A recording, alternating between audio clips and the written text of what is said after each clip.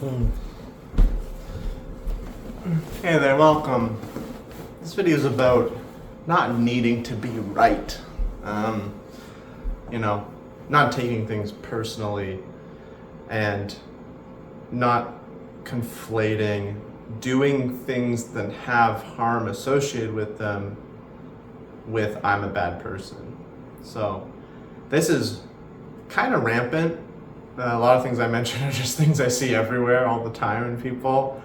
And people do not know how to handle behavior change and handle discernment about the consequences of pretty much everything, whether it's their purchases, their diet, their mindsets, their judgments, their everyday habits. There's a lot of consequences that come from everything we choose, and people don't seem to want to change those things. They feel, when I mention it throughout my life, when people just get entangled in a conversation with me and what I'm saying confronts their own lifestyle, there's almost never, not never, but almost never, this sense of like, maybe I should change, or maybe what I do isn't the best. It's usually taking it personally, feeling attacked, feeling like they're a bad person. The times that I've heard, I'm not a bad person, don't shame me. I've heard like those two quotes more than I've heard, oh, maybe I should reconsider things. It's weird. It's weird that we don't become mature enough to handle criticism. That's one. But it's weird that we don't become intelligent enough to realize that just because we have habits and we do actions and we think thoughts doesn't mean we are those things. Like, just because those things may not be the best doesn't mean we're a bad person. We don't have to label our whole existence bad, this limited negative concept. But people seem to do this a lot. And I think instead of practicing discernment and practicing, I grew up in this world, I was a baby, I was just taught these ways. It's true, that doesn't mean they're right just because I was taught them, and it doesn't mean I'm bad because I, got conditioned to do them. But maybe I should find ways to reflect and change those things. That's the smart thing to do, that's the wise thing to do, and you don't react negatively. So one, you're just doing yourself a favor, you're doing other people a favor, of empathy for you, and you stick along the lines of trying to figure out what's true, what's best. I find people are more inclined to be like, no, everything I do is good. I'm gonna find someone online that agrees with me and validates me and argues against the people trying to make change for the world for the better. And I'm gonna justify everything I do so I can keep being a good person in my mind, which is just this nonsensical, blatant, full label on the self.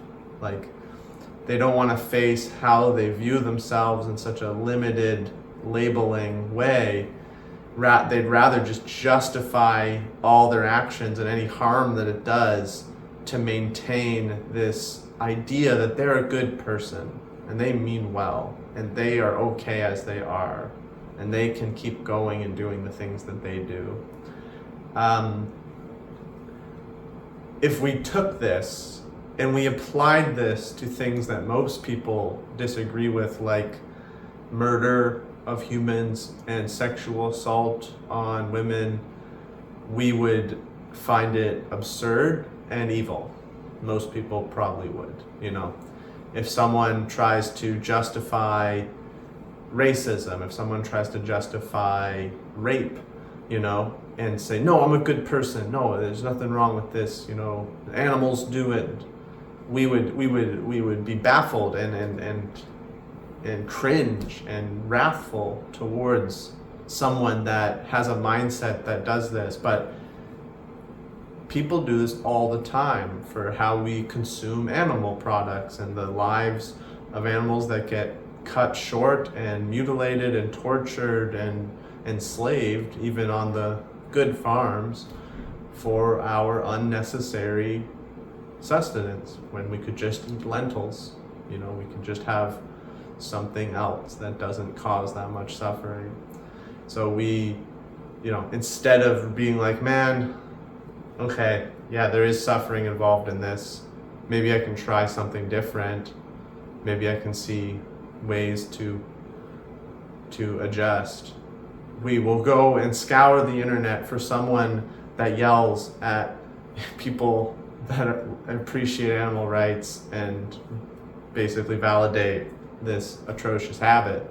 If we, get confronted with the climate impacts of planes and the impact upon foreign workers when we buy excess technology or excess plastic, instead of being like, okay, how can I reduce? Like, how can I enjoy life more with less? What can I purchase, or are there ways for me to purchase things like thrifting and secondhand where I still will get good things in this world without having to support those main streams of resource extraction and foreign, or even just human exploitation, not even just foreign. Instead, some people will try to find evidence that planes aren't so bad, or climate change doesn't exist, or there's worse things in the world, or the CEOs need to take care of it, it's not us, it doesn't matter, nothing we do is going to change unless the corporations and governments change. Newsflash, if we keep giving those people even more money, they're going to extra not change, because now they're more powerful and they have more money and they might now have more property and more control over the world, and they're not going to all of a sudden become less greedy after you gave them more money. So this is a little bit of a jabby video, and I bring it up because in the last video I talked about the biases we have and how we seem to get looped in them, even in the spiritual realm, and it's hard to leave. And that led to realizing, like, when I try to confront people, there's this big defense mechanism that arises that they would rather keep their harmful ways of being and thinking and try to make themselves believe it's good, in fact, like, this is good, instead of gently and maturely questioning themselves. And I can honestly say that on pretty much every single confrontation about my habits that I ever have, I earnestly and softly engage with the criticism I'm given. Because why wouldn't I? Why wouldn't I at least consider it? Why wouldn't I test it to see if it makes my life better, to see if they're right, to see if I was wrong somewhere? I don't need to be right. Life isn't, we don't need to get A+ in life. We don't need to impress anybody. There's nothing to do in that vein here. Like, that's not what we're here for. We don't need to act like we know everything. We don't need to act like we have our shit together. We don't need to act better than other people. We don't need to be better than other people. We don't need to be smarter, more intelligent. We don't need to be more anything. We don't need to be anything at all, where we are just fine as existence itself. And when anybody sits in that existence, we're never gonna need to justify harming another life. Like, we don't need to do that. We don't need to do mental gymnastics to keep a habit that causes suffering when we can just be satisfied with nothing at all. And I find it weird that we didn't get past needing to be right, needing to be the smartest in the room, needing to be the expert, needing to appear to others as the expert, even though we might know that we're not an expert on political science. If we asked ourselves, am I an expert on political science? We're like, no, of course not. But when people talk about politics, they really act like they know what they're talking about and that they're right. And it gets hostile really quick because no one's willing to question themselves and their information they've been fed and absorbed and have an engaging conversation. And no one's able to really step back from ideas, step back from opinions and points of view into just logic. Because there's a way of doing and a way of being that is just rational without the tying to certain points of view, limited facts, or limited information.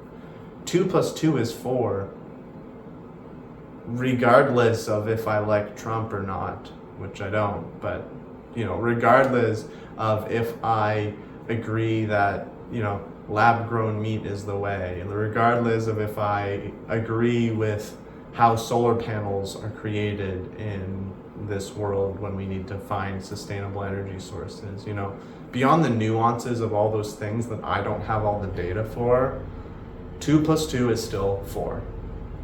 The reason I mention this is because the fundamentals of logic are present in our consciousness if we engage with them, regardless of the information.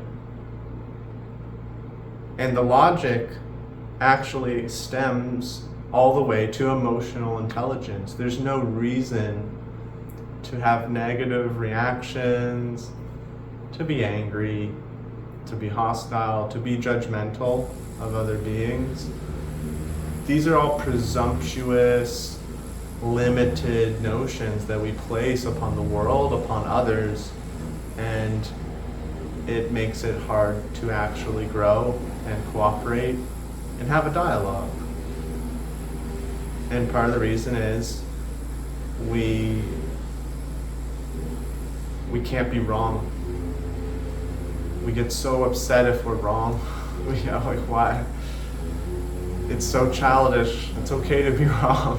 It's okay to make a mistake. It's okay to have failure. That's just life. It's literally everyone's doing that all the time anyways. And we need to make those mistakes and failure to grow. But the way people act and speak about most things in life, even if they're not experts at all, even if the farthest things from experts, it really feels like they can't be wrong. Something about how they associate with their self-worth seems to make it very difficult for them to be vulnerable and hold themselves accountable for incorrect information or assumptions, and it pushes themselves away from community, company, and actually finding the truth. So you don't need to be right. We all do things that aren't good, that caused harm, that maybe we could have done something better. It doesn't make us bad people. We're in fact never labeled bad. We're in fact never even labeled good. We just are infinitying. So with love, with harmony, consider and embrace criticism, reflect, and see if we're wrong in some way. Be able to have the conversation of if what we do is the best or not, because guess what, it probably isn't. It's I'm not the best at anything. I think literally everything in my life I'm probably not even close to the best. Whether it's meditation, whether it's yoga philosophy and history knowledge, whether it's love and compassion, work ethic, I don't know, anything, intelligence. So I'm far from the best in every single thing I've ever done. That's chill, that's fine. I'm not trying to be the best.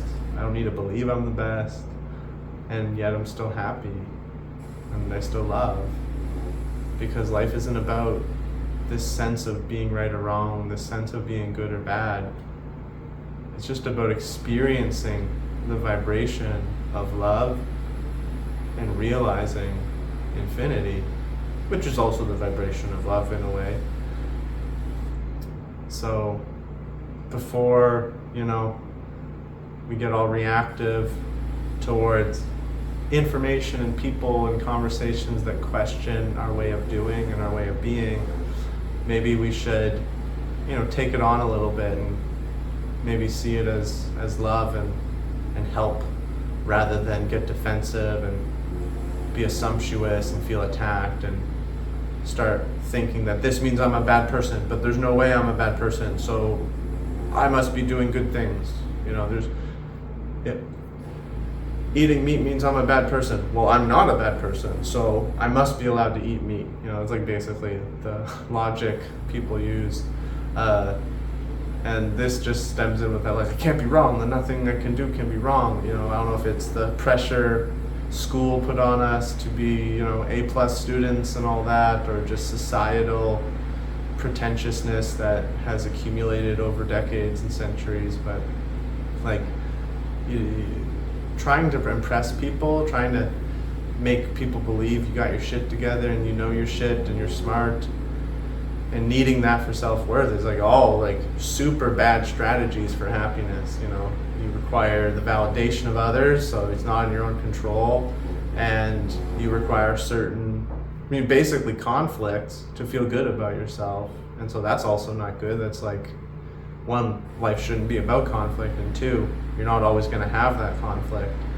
It's just better to have self-worth and feel good about ourselves just because we are, and not because of any reason, just because existence is beautiful. So thank you for watching. You're probably wrong about a bunch of stuff, like I am too. That's all good. Like, why feel attacked about a fact? Thank you for watching. Om Saram.